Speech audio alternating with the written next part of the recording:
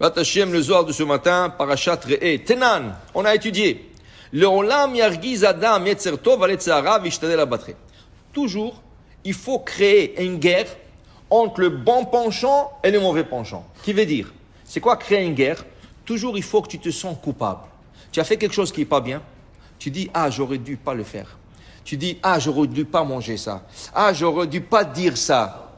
Ça, c'est une guerre interne que tu as en toi, entre le bon penchant et le mauvais. Parce que le mauvais, qu'est-ce qu'il veut? Il veut que tu sois content. Il veut que tu sois content. Regarde, tu as eu du plaisir. Pourquoi les gens écoutent le Tzara? Tu sais pourquoi? Parce que le Tzara, il paye cash. Pourquoi les gens n'écoutent pas le Tzeratov? Parce que le Tzeratov, il paye chèque post-daté. La Gemara dit, Schar behai alma leka. Dans ce monde, tu reçois la récompense de tes mitzvot. Quand tu reçois la récompense après 120 ans, waouh, c'était un chèque post-daté de 120 ans, et Tzeratov dit, mais les tefillim, tu sais, après, dans l'Amaba, tu vas voir le Sachar, mais va à la prière, dans l'Amaba. Ouais, mais qu'est-ce que tu me donnes, un post-daté pour 120 ans? Allô? Ou 80 ans, ou le Tzara, il te paye cash, tu fais un péché, tu as le plaisir sur place. Ok? Alors toujours, tu dois te faire une guerre interne et tu dis non, j'aurais dû pas l'écouter, j'aurais pas dû dire ça, j'aurais pas dû faire ça, j'aurais dû pas manger ça. Okay? Ça, c'est une guerre constante qu'une personne doit avoir en elle. Okay? Il dit ici le Zohar, tu sais c'est quoi la plus grande arme contre le Yetzirah, c'est la Torah. Quand tu étudies la Torah, normalement, le Yetzirah doit te lâcher. Alors s'il y a une mauvaise pensée qui te rentre dans la tête, aller quelque part qui est mauvais, faire quelque chose qui est mauvais, tout ça, prends un livre, commence à lire Tehillim. Prends un livre, commence à étudier la Torah. Normalement, il doit te laisser. Mais des fois, il est trop dur, le Yetzirah. Même ça, il le surmonte. Alors dit le Zohar, alors idkar le yoma demota. Rappelle le Yetzirah, wow. Qu'est-ce que tu veux que je fasse? Maintenant, tu veux que je fasse ça? Mais après 120 ans, Akadosh Baruch Hu va me demander, pourquoi tu as fait ça? Pourquoi tu es parti là-bas? Pourquoi tu as fait ça? Qu'est-ce que je vais dire à Akadosh Baruch Hu? Et rappelle-lui que tu dois mourir un jour et donner des comptes rendus. Il va te laisser pour sûr. Pour sûr, il va te laisser. Si tu te rappelles comme ça, tu te dis comme ça, un jour je vais mourir et un jour je devrais donner un compte rendu, c'est sûr qu'il te laisse. Alors le Zohar pose une question. Le Zohar pose une question, comment il va te laisser? Parce que tu lui as rappelé la mort. Tu as rappelé le jour de la mort. Mais on a étudié dans la Gemara que le Yetzirah, il a 3 chapeaux. Le premier chapeau qu'il porte, c'est un chapeau qui s'appelle mauvais penchant. Yetzirah. Il te pousse à faire le péché. Une fois qu'il t'a poussé à faire le péché, il enlève ce chapeau, il met un autre chapeau. Quel chapeau il met? Satan.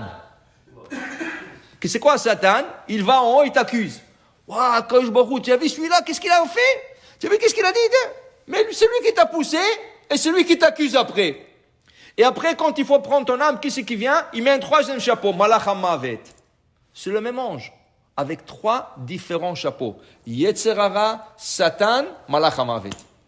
Alors maintenant, le Zohar, il dit, je comprends pas.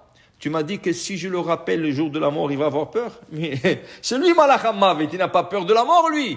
C'est Malach HaMavet, il n'a pas peur de la mort. Comment il te laisse tranquille quand tu lui dis un jour tu vas mourir et tu dois... Il dit non. Il dit écoute, le Yetzirah, il dit ici, le Yetzirah ne réside pas dans le cœur de la personne, seulement dans une joie excessive, vegasuta derucha. Quand il y a une joie excessive, il y a un peu de l'orgueil, c'est là que Yetzirah rentre dans le cœur d'une personne. Où est-ce qu'il est, Yetzirah? Dans le cœur, il y a 2 hortes. Une horte représente le Yetzirah, l'autre horte, ça représente le Tzeratov. Comprends? Lui, il réside dans le cœur, à toi. C'est lui qui t'envoie à faire ça, à te donner d'envie. Comme on dit dans le chemin, Velo taturu achare levavchem vachre enechem. Tu suivras pas ton cœur, parce que dans ton cœur, il y a Yetzirah. Okay? Alors il dit ici que le Yetzirah, il réside dans le cœur quand? Quand il y a une joie excessive. Quand il y a l'orgueil. Quand tu lui rappelles la mort, ton cœur devient brisé.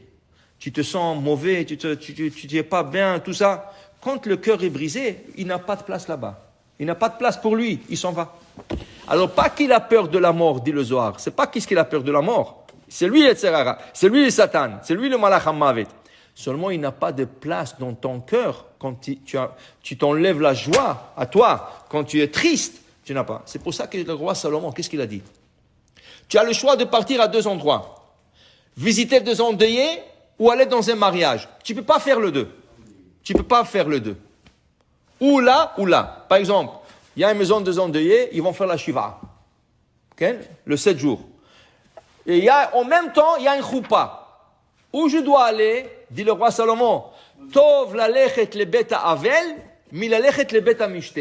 C'est mieux d'aller chez un endeuillé visiter que d'aller dans un mariage. Tu sais pourquoi? Dans un mariage, c'est la joie, les gens boivent, les gens... Mais les tzara, ils rentrent dedans.